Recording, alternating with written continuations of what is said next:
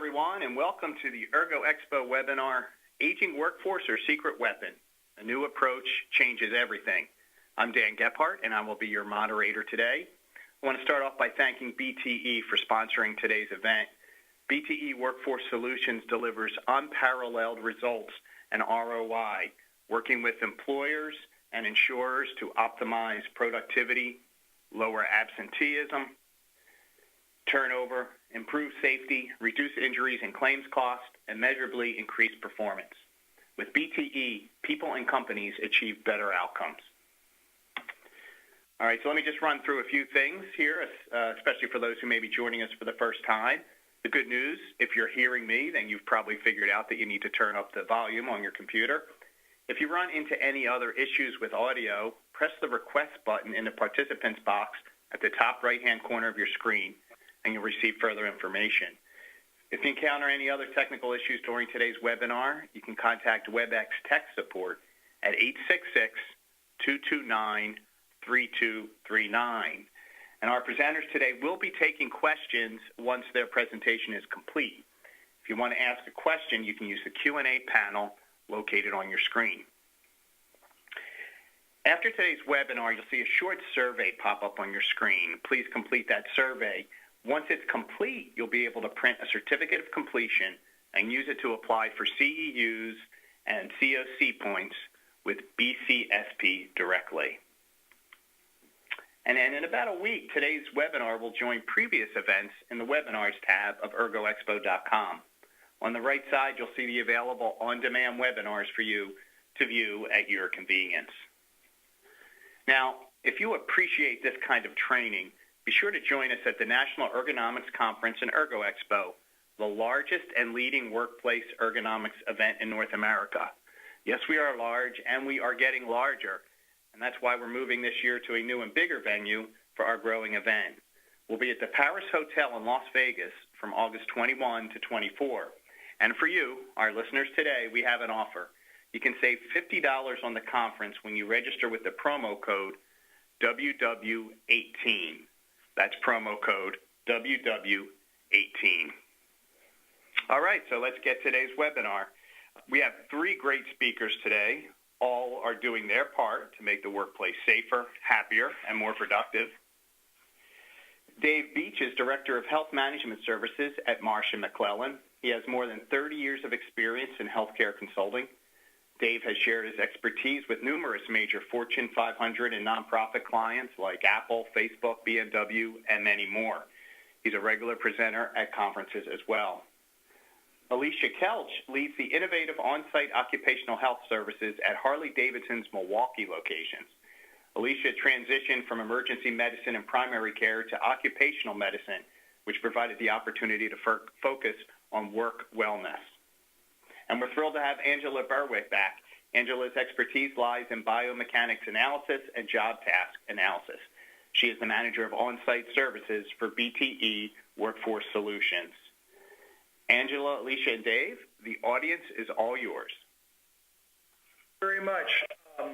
Thank you very much. Hello, everyone. I'm Dave Beach with Marsh & McLennan, and on behalf of our presentation team, I want to welcome you to today's webinar on health and productivity, challenges and opportunities with an aging workforce. We really appreciate your time and hope everyone's doing well, and particularly we want to mention our friends in the Northeast who are having one big snow day today, I guess, and hope you're safe and warm in front of your fireplace, and we look forward to our time with you today. Just one other thing I'll mention is, for those of you who haven't heard of or know much about Marsh & McLennan, we're one of the largest providers for risk management and insurance services. We have more than 65,000 employees in 500 offices around the world. And through Marsh & McLennan and two subsidiaries, Mercer and Oliver Wyman, we consult extensively with employers, providers, and other organizations on health and productivity management. As far as my time, I spend the majority of my time working with large employers on designing and implementing worksite health clinics and other solutions at the worksite. So we showed our lovely pictures again, but I want to just focus on the agenda a bit. We realize that, if you're an employer in today's world, you have an aging workforce, and your workforce is probably getting older, not younger. I have a client that I've actually consulted with most of my career, over 30 years. And I remember when I started with them, the average age of their workforce was 39, and today it's 48. And they have a lot of long service employees, and so a lot of the issues and opportunities, we really think that an aging workforce can provide abundant opportunities, really your secret weapon in productivity and adding value to your business. But we want to, again, thank you for your time, and want to share we want to share some research and case studies and tools with you today that really does make your older workforce your secret weapon in productivity and value added. I'm going to focus a bit on some of the challenges and give a little perspective on the aging workforce, and then we'll turn it over to my colleagues at BTE to talk about the opportunities and how we can really work toward a really positive goal with respect to our older populations.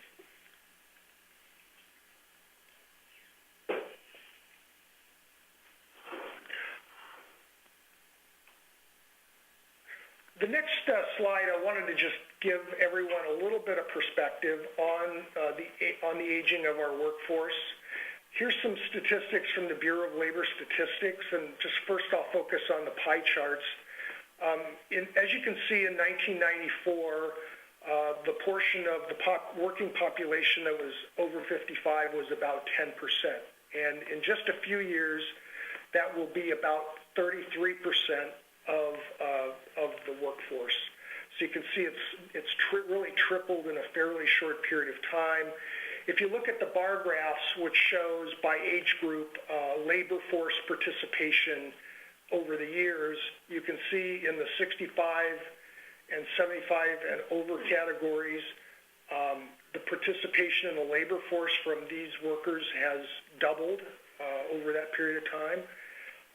In kind of the mainstream working population, 20 to 54, you can see there's actually been some declines in labor force participation.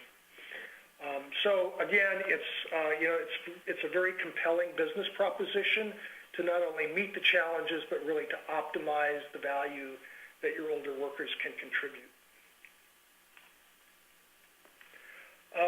So why the shift over the last several decades? So for those of you who are boomers, which I'm a boomer, you probably harken back to the population explosion of the late 40s and early 50s that is moving through the workforce and various other facets of society. So it was a large population which is now hitting their 50s and 60s, and a lot of them are still in the workforce. Life expectancy has increased over that period of time, and I would say, so not only has mortality gone up, but morbidity has gone down. There's a pretty strong culture of health and fitness that's permeated the population. Individuals in general, particularly older workers, have better health than they enjoyed a few decades ago through advances in medical technology and pharmaceuticals and closing gaps in care, a real data-driven approach to managing health. Financial needs are a big driver for older workers to continue in the workforce. In fact, in a recent survey of older workers, 20% of them say they feel like they can never retire based upon the assets they've accumulated up to now. So that in and of itself is a significant challenge, but the reality is They need to work. They want to work. They are some of the most engaged employees you'll have. So that's a driver. A lot of people, the doctors tell us that, keeping engaged both mentally and physically is important to health in the older years. So a lot of people, they don't really have anything else they want to do. They're kind of settled in where they are, and they want to stay engaged mentally and physically. So that's, I know that's certainly a factor in my case. And keeping health benefits, while Medicare does a pretty decent job of covering older workers over 65, it doesn't cover anybody under 65. And so maintaining health benefits, especially if you work in an environment that has good benefits, it's going to fill in a lot of gaps that Medicare still has in pharmacy and other things. As far as some of the challenges are concerned, in a recent survey by Career Builder and then published in CNBC, what do older workers worry about? So, from an HR perspective, in terms of motivation and training and really capitalizing on our human capital in older years, what are the factors in their mind? So money is by far the number one concern for older workers. We talked about that a couple minutes ago. Good health, they're definitely concerned about their health and looking to try to maintain and improve their health as they get older. They're worried about losing their jobs, which kind of goes hand in hand with the next circle on age discrimination. So a lot of them feel like they either have been or potentially could be discriminated against, either in terms of promotional decisions or even just retaining their jobs. So that's certainly a worry on their mind. A lot of older people have caregiving responsibilities. They're not so much for children anymore, but a lot of people have older parents, and that can take a significant amount of time away. So support in that area is an initiative that a lot of employers are tackling.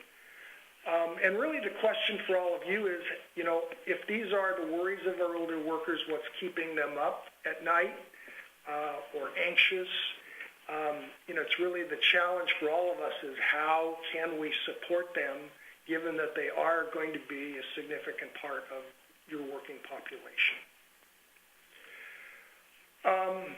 With respect to just physical challenges, most of these are pretty obvious.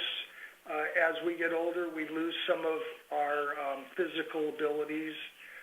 So meeting the requirements of physically demanding jobs can be more challenging, and I'm anxious to hear BTE's input on this. I think they've done an incredible job working in this area. Workplace injuries, to the extent they occur with older workers, they, based on the data, they're definitely more severe and have longer recovery time. Hearing and vision decrease. Higher pay due to advancement in education. So if you look at the data says that older workers are, on average, paid more highly than younger workers. So, being able to kind of manage compensation in the older part of the workforce, keeping them trained and keeping their skills current so that they can add value commensurate with their compensation, I think is certainly incumbent upon all of us. And then finally, they have higher health care and disability costs, even outside the occupational health arena. And I thought I would show you this last slide, which just illustrates the point on health care costs by age. So this shows on the vertical axis shows the cost of health care for an individual. And then it shows it by age on the horizontal axis. So you can see this is based on a Society of Actuaries analysis. They do this periodically. You can see that healthcare costs really start taking off at age 40 for both men and women. By age 50, we're on the very steepest part of the curve, and there's a crossover where men who are very stubborn and don't go to the doctor when they need to when they're younger all of a sudden they start having more things go wrong. They haven't taken care of themselves, perhaps as well as women, and so there's a crossover point in the mid-50s between male costs and female costs. But as you can see, it's significant increases, especially through the older years in worker health. With that, I'm going to turn it over. And we're going to now talk about the fun stuff. Where are the opportunities and what makes this our secret weapon? All right, thank you, David. So what is the opportunity here for your business? So there is some good news working with the aging workforce. As Dave alluded to earlier, the 65-plus age group represents about 14.5% of the U.S. population, which is about 1 in 7 Americans. Some would argue that this age group are better educated than prior generations in their fields because the job that they got out of high school, even college, is the one they've had for their entire life. One thing is for sure, there is no evidence to support claims that they have diminished cognitive abilities on the job. If anything, they've shown that their productivity is right on par or even higher with that of younger workers. Studies have shown that this age group of workers demonstrate higher degree of loyalty to their work in the company, as well as having lower absenteeism rates and greater adaptability on the job. They have a degree of maturity, sensibility, and emotional stability that is vital in this ever-changing job market and industry. Furthermore, they have a sense of loyalty and commitment. Essentially, hiring an older worker is an in-house guide and mentor with their years of experience and the above-mentioned characteristics. So how do we capitalize on this growing group's wealth of experience and knowledge, at the same time keeping them safe in their roles? It first has to start with committing to a different approach or a cultural and philosophical shift in the way we think about the aging workforce. This is something even the federal body has recognized the importance of, and I will describe in a later slide. The best thing to do is to take a proactive approach. The Society for Human Resource Management in 2014 did an older worker survey and revealed that fewer than a third of the organizations surveyed had conducted a strategic workforce analysis to gauge the impact of losing their experienced talent in the next 3 to 5 years. This figure indicates that even more attention needs to be focused on this priority given the stakes that are involved. Most employers acknowledge the trend of the aging workforce, but yet few actually take action. To conduct your own strategic planning at a minimal cost, you can take advantage of AARP's free online workforce assessment tool. Taking a proactive approach also includes looking at how to keep the aging workers safe in the workplace by way of a health and wellness program and an aging worker implementation strategy. The business case for age-friendly workplaces is strong. Studies show that hiring and retaining older workers can help employers retain valuable skills, address workforce shortages, and increase workplace diversity, which can contribute to improved outcomes. Essentially, if you invest in your workers, both young and old, it will end up paying dividends. One great example of this was a project done by BMW in 2010. Essentially, BMW made 70 small changes to their industrial setting, mostly centered around ergonomics-based changes. And overall, they saw a productivity increase of about 7% in just 1 year. One of the authors of this study wrote that the most effective part of their initiative was the involvement factor. They started by installing wooden flooring to reduce knee strain and static electricity exposure. They provided orthopedic footwear to reduce foot strain. They started using angled monitors, magnifying lenses, and larger computer screens to reduce eye strain. And lastly, they started using manual hoisting cranes to reduce back injuries. Specifically, they analyzed the varying degree of physical strain that the workers experienced. And then they set shift limits on the most physically demanding jobs. Workers could work in the most strenuous environments for a maximum of 3 hours per shift, rotating to less physically demanding work to help reduce injury. Last and most importantly, BMW's aging workforce felt respected for their specific skills and capabilities. When they were asked to think about changing things in the facility, they felt a sense of empowerment which led to such impressive results. Another great example of the importance of investing in a health and wellness program and how it is of value to your business is exemplified by the Harvard Wellness Study, which showed a return on investment of 6 to 1. This was a study that was done as a meta-analysis of literature on costs and savings associated with having a workplace-based disease prevention and health promotion program. Some of the highlights of that study showed investment in employee social, mental, and physical health pays off. For example, Johnson & Johnson's leaders estimated that their wellness program has cumulatively saved their company $250 million on healthcare costs over the past decade. They found in a 6-year time frame their return on investment was almost $3 per every dollar spent. Where wellness programs were previously thought of as extras, they are now looked at as a strategic plan. Company wellness programs also chip away at overall healthcare costs, which are only rising with the aging workforce. One company program found that their medical claims costs declined by about $1,400 per participant, which is very impressive compared with their prior years without a program. Lastly, health and wellness programs were also found to decrease turnover rates and lost work days due to work-related injuries.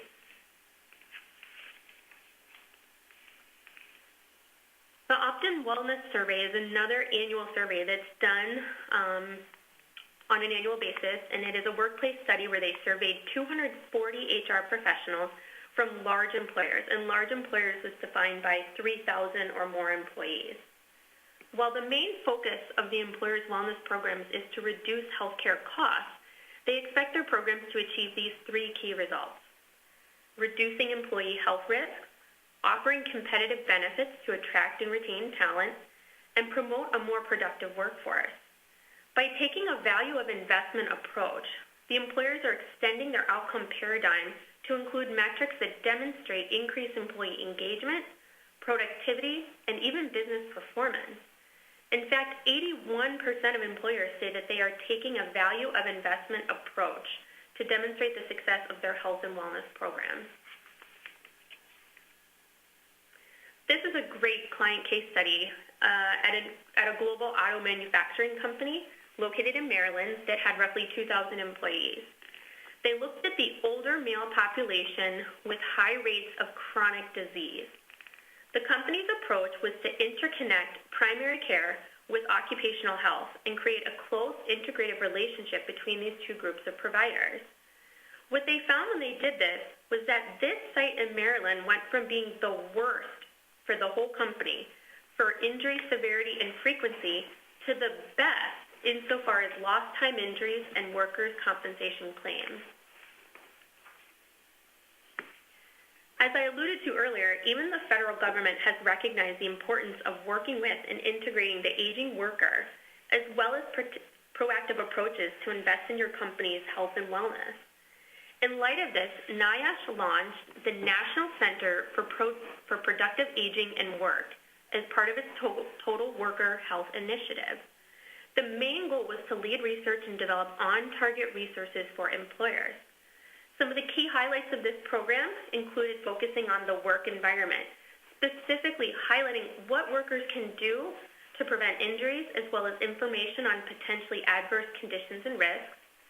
There was a focus on individual worker health, so figuring out which policies best promote health and maintain it over time, and then determining which career-specific training will be best for that worker. And then the third point, work organization, determining how a job structure or design creates physical demands and what might be done to reduce them and the risk of the job. Of their goals, the most important, of course, are strengthening strategies for creating more age-friendly workplaces, evaluating the current programs that are in place. One concept revolves around job design and changing the content of the work to better meet that individual worker's capabilities and needs. Another strategy included looking at making the workplace more flexible, so potentially giving workers greater autonomy over how, when, and where they work. All right. Well, thank you. Dave for kind of laying out the challenges that we see, and Alicia for why do we want to keep these folks in the workforce and why can they be our secret weapon. So how do we crack this code and what strategies are out there? Research tells us a lot, and now we're going to go over some practical, tactical approach to unlock the power of this aging workforce. It's important to note this path is going to vary for every employer based on your specific needs, where your workforce is at. You may use one or all of these approaches, but we have seen real results with using these, and we'll go over a couple slides at the end on businesses who have used these and what their outcomes were. So risk score and risk stratification techniques are foundational for successful population health management. At the fundamental level, a risk score is a standardized metric for the likelihood that an individual will experience a particular outcome. So this is a list of the top 10 medical conditions with a risk associated with them. Some conditions aren't so easy to address in the workplace, such as cancer, pregnancy complications, etc., but some of them are. We can see musculoskeletal is at the top of this list. They're at the top in paid claim dollars and total percent paid by almost $1 million compared to all other groups. And while I don't think this is necessarily surprising to anybody, it just really highlights that this should be our starting point. We can have an impact on musculoskeletal injuries, which will trickle down to our workforce, and our aging workforce at that. We need to focus on limiting exposure and risk and making sure employees are doing work that they are physically able to do. So we're going to talk about how to do that. And really it starts with prevention. So the three key components. One is to understand the risk, which is to understand job demands. What does the worker really have to do? And we do that through physical demand analysis. Two, it's to place people in the jobs they have the physical ability to perform, placing the right person at the right job. And this we determine through post-offer employment testing. And then three is really our hands-on approach to employee wellness. This is conditioning workers to the job we're asking them to do. It's coaching them on prevention techniques, and it's intervening early to ward off injury. So let's discuss physical demand analysis. And really, this is the foundation of all prevention services. Understanding the risk begins with understanding what the worker physically has to do. A PDA should evaluate job tasks and be measured as they are performed by actual employees. All measurements are based on essential functions of the job. Real-time measurements of weight and force should be taken, along with all the details of that task, such as height and hand placement. What the result is an objective outline of what the job physically requires.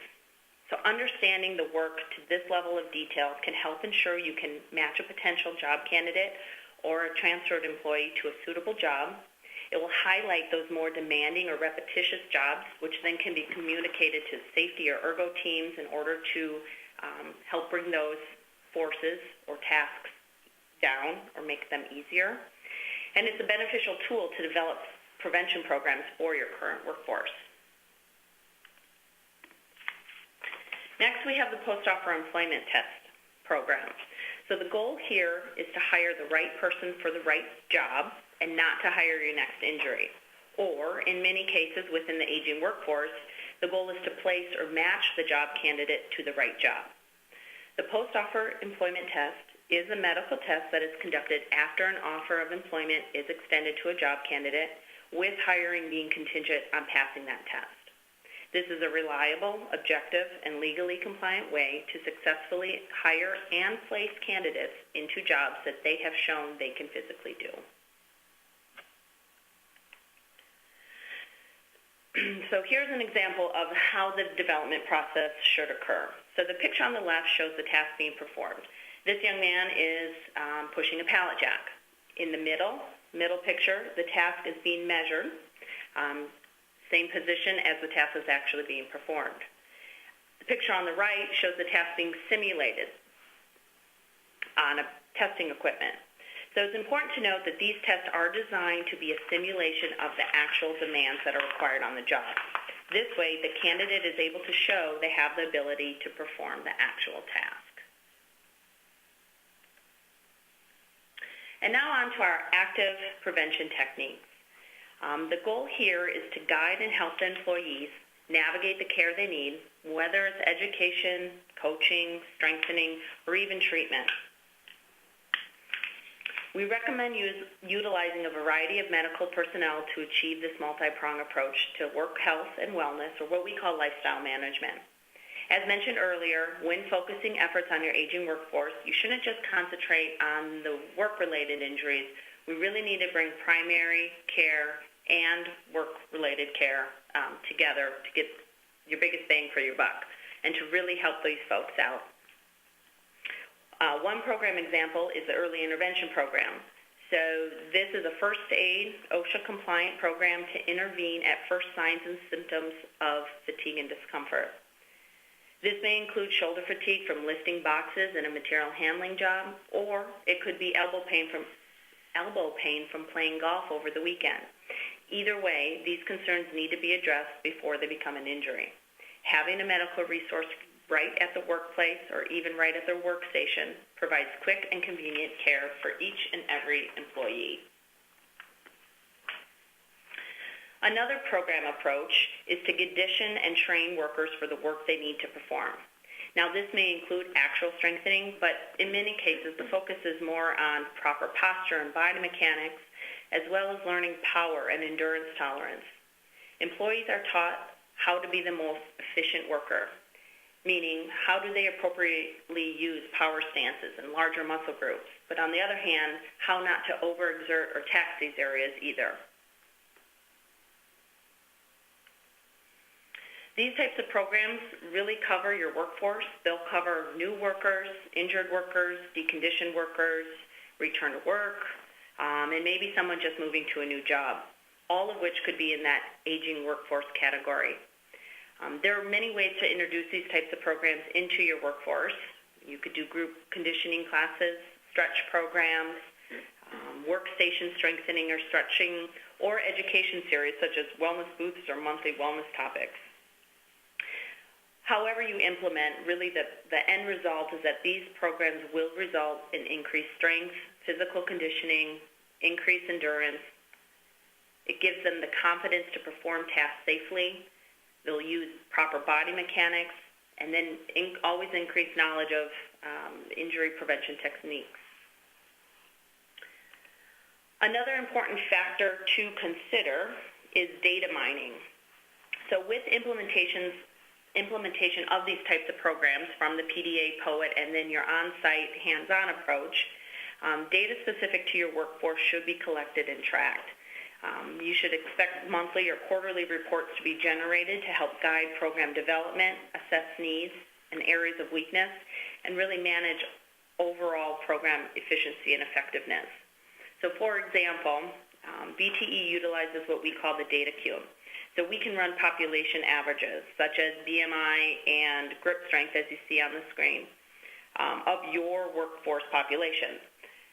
So this allows us to see what is happening with your employees, which can then help tailor programs and efforts to aid in specific workforce wellness initiatives. And really, it's the right thing to do. Not only are you going to be supporting your aging workforce with these techniques and methods, but all of these have a positive effect on all employees, regardless of age. The continuum of services creates engagement and trust within your workforce. Knowing that their employer is investing so much into their work and personal health really goes a long way. I'm going to pass it to Alicia real quick to talk about how we were able to address an employee's medical and work-related concerns, really to bring this employee to a new way of thinking about health and wellness on a personal level. Thank you, Angela. So a recent example I experienced of, again, demonstrating the integrative approach to how to take care of your workers. I had a lady roughly in her mid-50s come to me with a back strain after lifting something at work. Upon speaking with her and getting her medical history, it became evident that she had had recent bariatric surgery, probably about 6 or 8 weeks before this injury. She had lost a significant amount of weight over that 6 to 8 week time period, 80 pounds plus. On exam, she had a very simple back strain with no other worrisome signs or symptoms. So we were able to get her started into our early intervention program to try to get her relief of her back strain symptoms. One of the key things that struck me with this, though, is this lady appeared to be pretty physically deconditioned, and I do feel that that played a part into part of her injury, because previously when she was morbidly obese, she didn't have very good core musculature or even back musculature, which could have led to her injury ultimately occurring. After she completed the early intervention program, it was very simple to refer her over to one of the fitness trainers so that she could start into a personal fitness program to help regain her strength and to condition her better. Upon finishing with our athletic trainers, we were able to get some great measurements too, before and after, which did demonstrate that she had a significant increase in her strength values overall. So again, going back to that integrative approach, we were able to help the work-related injury with our early intervention program, and then coordinate with our fitness trainers and athletic trainers to get her rehabbed on her personal level as well, to get her endurance up, her strength up, and ultimately, hopefully protect her from having another work-related injury. Thank you. It's a great example. So now we're going to go over just 2 slides on some outcomes that 2 businesses had. First, 3 times in the last 10 years, clients of ours who have used these approaches have won the National Theodore Roosevelt Workers' Compensation and Disability Management Award. And really, the Teddy Award-winning companies are leading innovators in protecting their workforce. They strive to reduce workplace risks, including lost workdays, injuries, claim severities, while really also leveraging employee wellness opportunities. And Harley-Davidson is one of those companies. By using these strategies we discussed today, and then some, they have seen dramatic decreases in claims spent while also reducing injuries.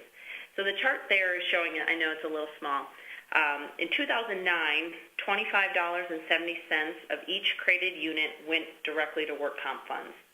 6 years later, in 2015, only $1.70 of each created unit went to work comp funds.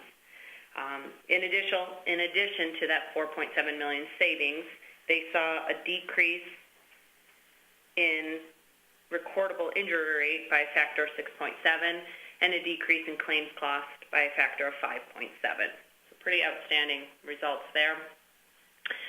Another company that has seen dramatic decrease in work-related injuries and work comp spend is Post Consumer Brands.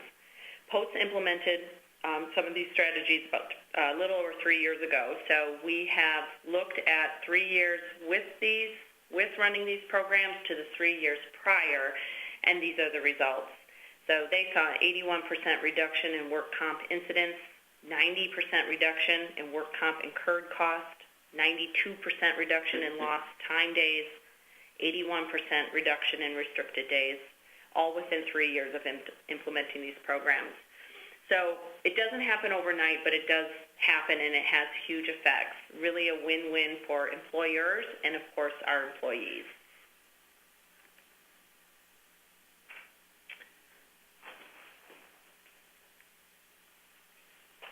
So I'm going to pass it back off to Dave and Alicia. So what do you do now? Ultimately, you need to develop your best strategy. So you can start with planning at a minimal cost, as I alluded to earlier, with AARP's free online workforce assessment tools. You can access NIOSH's resources, which specifically address the aging workforce, and the National Center for Productive Aging and Work as part of its Total Worker Health Initiative plan. And definitely check out NIOSH's website there. They had at least 10 or 12 different links, tools, articles. They had some studies referenced there. So it's a really useful tool you should definitely use. Next, consult a strategic partner, such as BTE, specializing in active prevention and improving workforce health.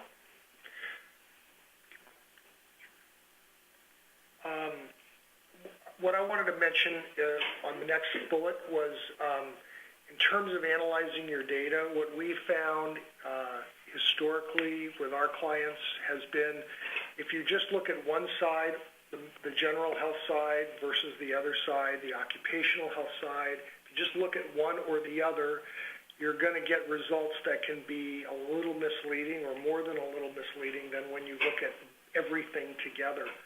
I remember many years ago I did a benchmarking assessment with 3M Company of their manufacturing sites, and what we found is when we started looking at just general health, we reached some conclusions about what to target from a disease management standpoint and intervention standpoint.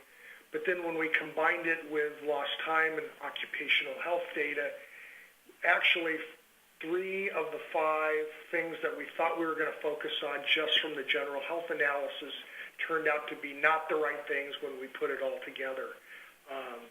So I think the power is really there in the data. I know for those of you who work on the general health side or the occupational health side, too often these work a little bit in silos, so we want to just try to encourage you to take a holistic approach, make friends with the person on the other side, and I think it will lead to much better outcomes from the standpoint of program design and intervention.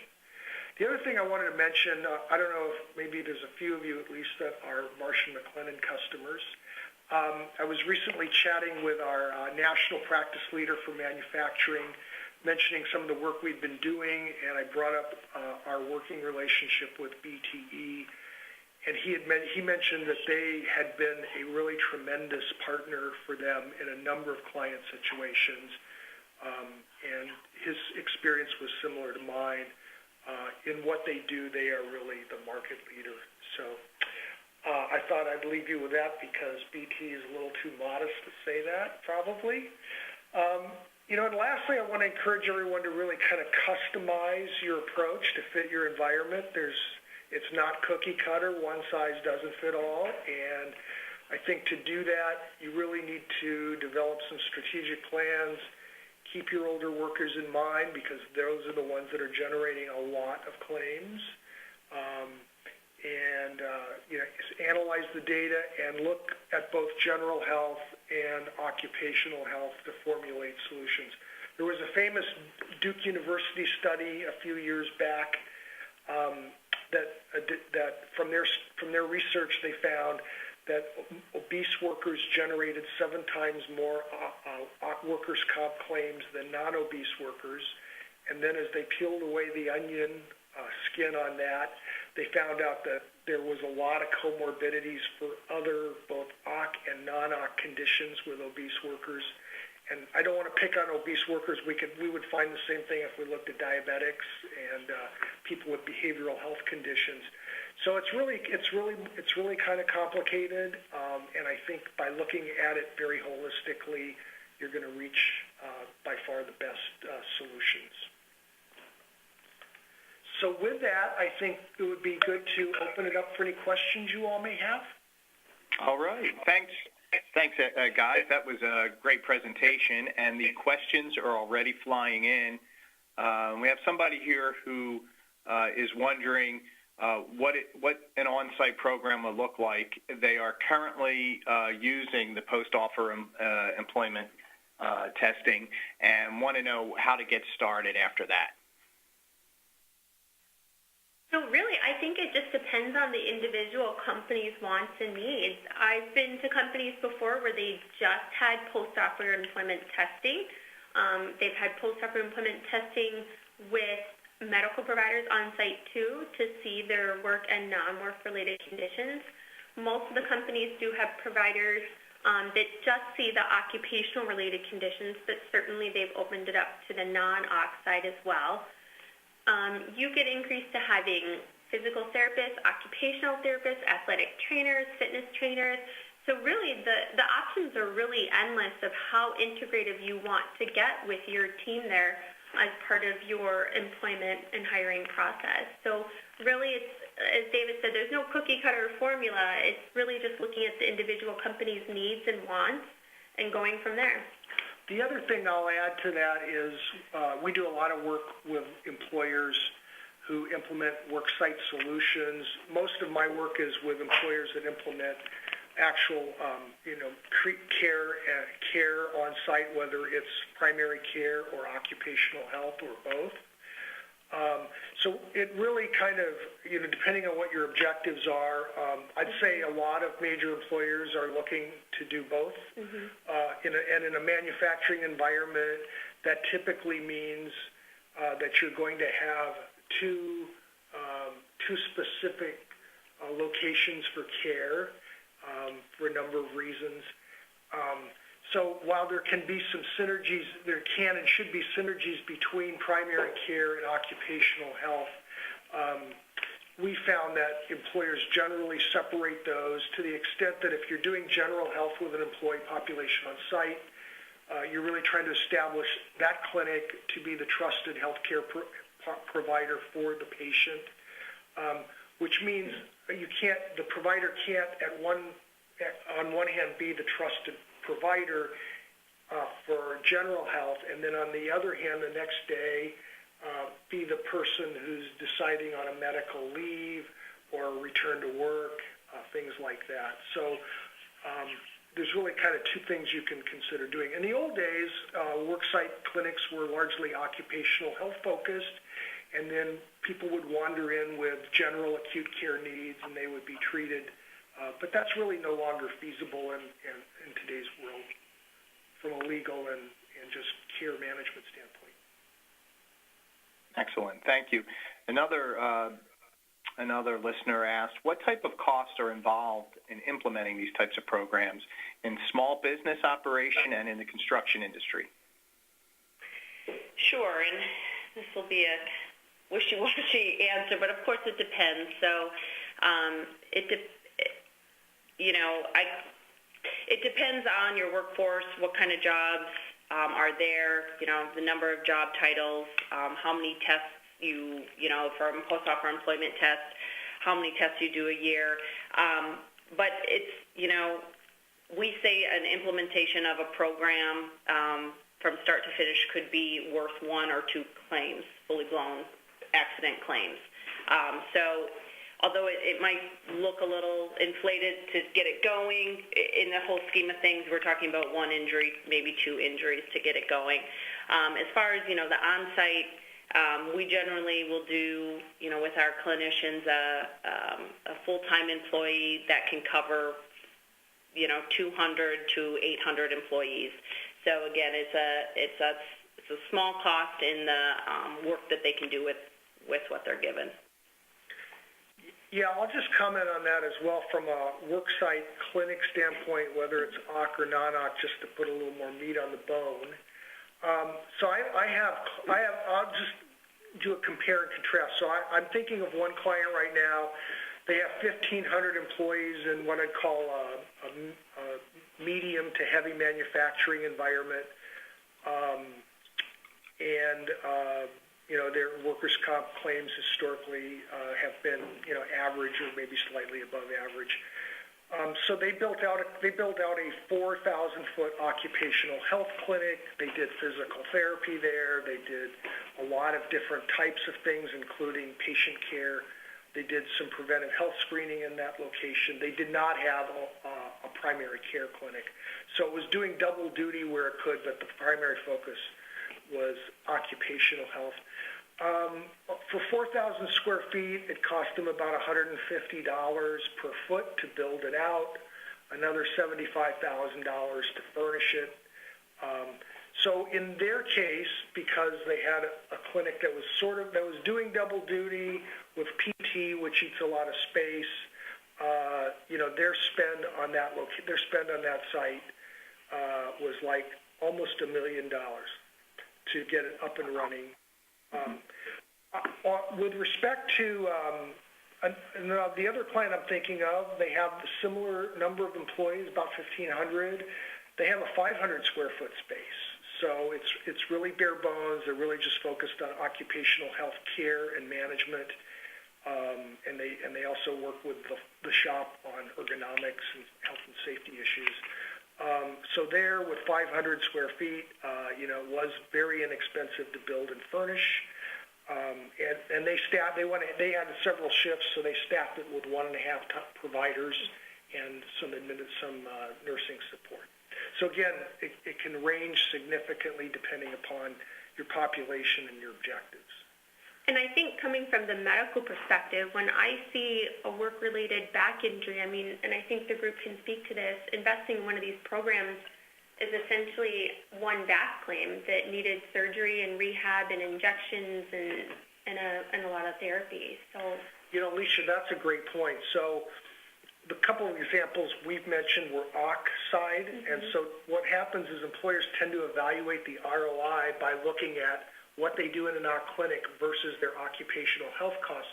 But the reality is, in some data that you showed, on the medical plan side, if it's a manufacturing employer, their number one spend category will be musculoskeletal by a long shot. So there are a lot of it, and so it's like, how does an employer on the medical side in a manufacturing environment end up with a lot of musculoskeletal? Well, it's stuff that develops over time. It can't be pinned specifically to an injury, and so it gets treated on the medical side. So I think you've really got to look at it all together to figure out what are the opportunities here, because they tend to exist on both sides, and what's the ROI as measured on a more holistic platform. Thank you for that answer. We have a couple. You mentioned a clinical setting. We have a few questions actually related to healthcare settings, healthcare workforce. Any of the challenges there? One of them being, how have you been able to implement these strategies in a union environment? Sure. Yes, we have. Many of our clients are in a union environment. It goes back to what's the purpose of these programs, and it really is the betterment of an employee. And so once the unions understand that, they're very supportive of these. And again, it's not necessarily about getting someone out of a job or denying work. It's really finding the appropriate work, placing them where they're successful, where they can be a contributing member of the workforce, and they end up seeing it really as a benefit to them. I have a client, a large manufacturing company, and their workforce is 90% UAW. And so they were having some significant healthcare and productivity issues. So the union actually went to the company and said, we want you to put in a primary care clinic for our employees to address some of the health challenges with our workforce. And it's an aging workforce, an older workforce as well. So there, the union really drove it. And ironically, at one of the major plant locations, they have a UAW-staffed occupational health site, and the union now, based on the success of the primary care clinic, has asked the company to take that over and do in occupational health what they did in primary care. So we're seeing now that the dialogue is definitely labor and management, and sometimes labor is really leading the way in getting things done. Excellent. One questioner asked here, we have a wellness team and we promote wellness 24/7. Their biggest challenge is engaging older employees, those with 30 to 40 years experience, engaging them. Do you guys have any ideas for engaging that population? Not specifically, and I'll let you go after this, but one thing we were, when we were implementing some of these wellness programs, it's really the generational interests. The older workforce aren't necessarily interested in butt and guts boot camp style workouts. So it's really kind of doing that needs assessment. They may not have the app on their phone. They may not want to go to the app on their phone to get their information. So how to engage them and meet them where they are. So maybe it's back to handouts. Maybe it's more of that face-to-face. They don't want to do the computer videos. So it's really, you may need a couple different avenues for your same wellness program, your same wellness initiatives, just different delivery ways. Yeah, I completely agree. I think in my experience, too, it's just to simplify the process as much as possible for them. And I find it very helpful to just sit down with good, hard data of why is this important that we have you in a stretching program? Why is it important that you maintain a healthy weight? Like, here's how it affects your ability to work and as you age. So I think as long as we keep it as simple as possible, we found that that's been pretty effective in trying to engage our workers who have been more seasoned in there for a longer tenure. Yeah, and I'll just throw in, with a lot of older workers, you're dealing with specific disease states that you need to address. So what we're seeing with a lot of our employers is really mining data, identifying either members or groups of members that are at risk, and, engagement's a two-way street, in-reach and outreach. Just to get the pump prime, sometimes the programs need to be more outreach-based, and it's all about how you do that, but outreach to workers that have specific issues, and the carrots still work. So to the extent you can get them to participate in a diabetes management program by waiving some deductibles or copays or putting money in their HSA accounts, we see that working well regardless of the age group or the population. So there's a lot of ways to do it. It's got to kind of fit in the environment of your plan design and your population dynamics. But that's kind of our challenge, is to help you come up with creative ways of getting people engaged in their own health. All right. Why test with a simulation rather than just the actual task? Sure. So it's really, putting them in a safe, controlled environment, having them focus on the task, and giving their best shot. If you could probably do an actual work, but there's just other influences, distractions, all of that. So we want their attention to be on the job or on the task, doing that work simulation, and to see their measurement. The other thing with our tests is we do take multiple trials. We're monitoring their heart rate. We're watching for safe body mechanics and all of that good stuff to make sure that we can confidently say they're safe to do that job. All right. Good question. Alicia, a couple people are asking about the BMW study. How would they be able to get a hold of that? Oh, they can access it on the web, and I can actually, is there a way we could post that to them? I can send it by email real quick. Yeah, that would be great. We'll try to get it in before we shut down in a minute or so. Okay. All right. I think we have time for one more question here. What size employment population is generally necessary to warrant an on-site health clinic? So, that number's been changing. 5 years ago, generally the rule of thumb was you need 800 or 1,000 employees. And I think if you're looking to staff a full-time clinic, meaning it's operating at least 8 hours a day, and you want to achieve the optimal ROI, which is usually savings in hard dollar costs of between 7 and 10% of spend per year. I think 800 to 1,000 for a full-time clinic is still roughly the number for an average demographic. But I'd say probably 3 out of the 5 calls I get on clinics are from employers that have fewer than that number. And so we're starting to scale solutions in a way that makes a lot of sense, either with part-time hours and trying to match the hours to the biorhythms of the week for your employees, using telehealth solutions, scaling it, with a full-time, with a full-time clinic with 1,000 employees or more, you might have a physician lead. With 500 or 600 employees, you'd probably have a nurse practitioner or physician's assistant lead. So there's definitely ways we can scale and still create a really positive impact on employee health and the costs attendant to that. All right. Well, we are just about running out of time. I know we're trying to get the BMW study website. While we're waiting, we just want to remind everybody that if you appreciate this kind of training, be sure to join us at the National Ergonomics Conference and Ergo Expo, the largest workplace ergonomics event in North America. We will be at the Paris Hotel in Las Vegas this year from August 21 to 24, and you can register now with the promo code WW18 and you'll save $50. That's WW18.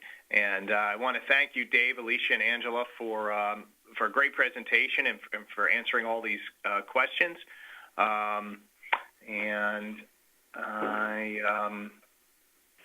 I do have the link real quick. If they want to hold on a moment, I can type it in here. Sure. Anything final to add, Angela, while we wait? No, thank you for your time today. We appreciate you guys listening. And again, it just really goes back to the customization. There's not a cookie cutter. There's not a wrong way to do this. There's just many right ways to do this depending on how it fits into your workforce. Okay. Well, thank you, guys. The study can be found at it's on cbsnews.com, and if you look for under the headline "How BMW Deals with an Aging Workforce," you'll be able to find that. So thanks again, everyone. Thanks, Dave, Alicia, Angela, and thank you to all of you for listening in to today's event. This concludes our webinar. Have a great rest of your day. Thank you, everyone. Thank you.